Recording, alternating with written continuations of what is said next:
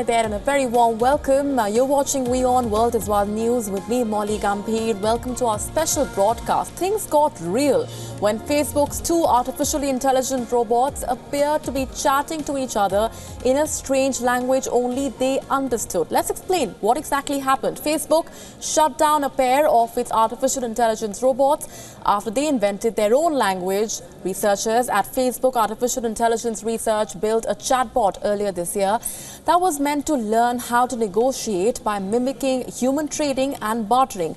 But when the social network paired two of the programs, nicknamed Alice and Bob, to trade against each other, they started to learn their own bizarre form of communication.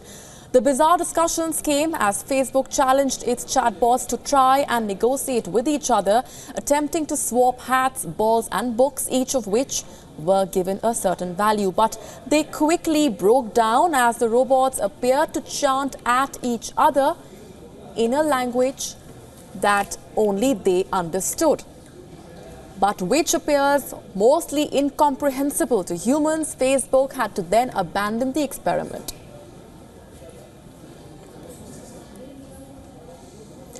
Let's break this down for the benefit of our viewers. Joining us in WION studios right here is our correspondent Ankit Tuteja. First up, Ankit, explain to our viewers what exactly happened. They were meant to trade with each other. They were meant to engage in a conversation, but things spiraled fast out of control when these two artificial intelligent robots invented their own language.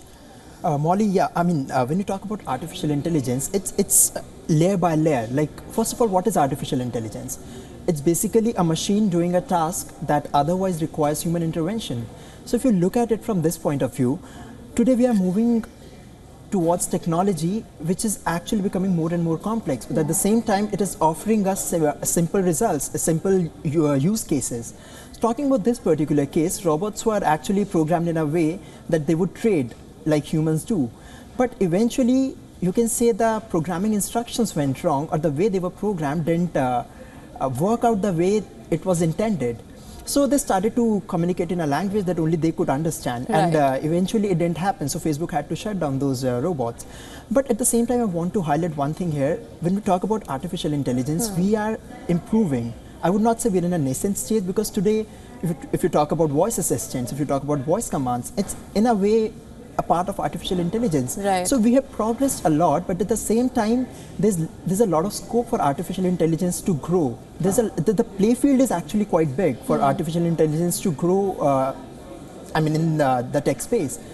So yeah, but I would say like these are the experiments, and it was one of the experiments that went wrong. Sure, Ankit, but things do go out of hand, and one is forced to raise eyebrows when this artificially generated communication in a way baffles humans and goes beyond their interpretation.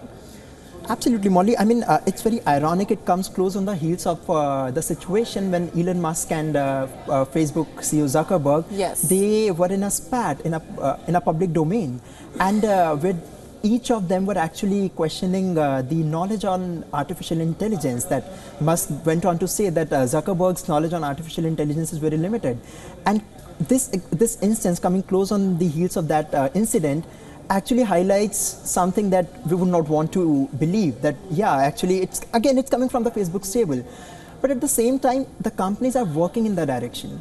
The big thing is that technology is growing by leaps and bounds, and there is always a room for errors, there is always a room for trials, and it's one of the things. Right. And I would like to add one more thing here.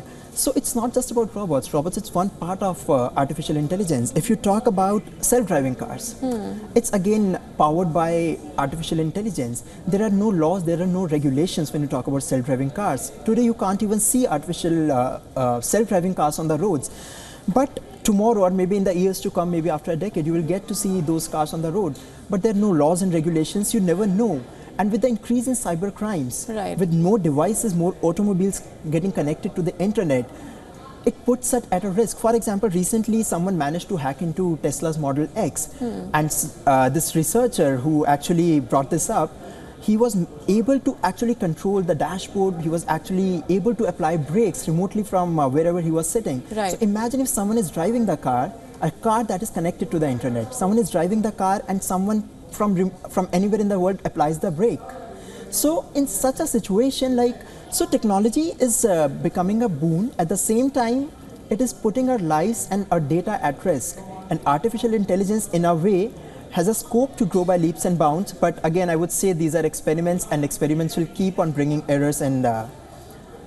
All right, we're going to leave it there for the moment, Ankit, but we are moving on to our other topic of discussion this evening.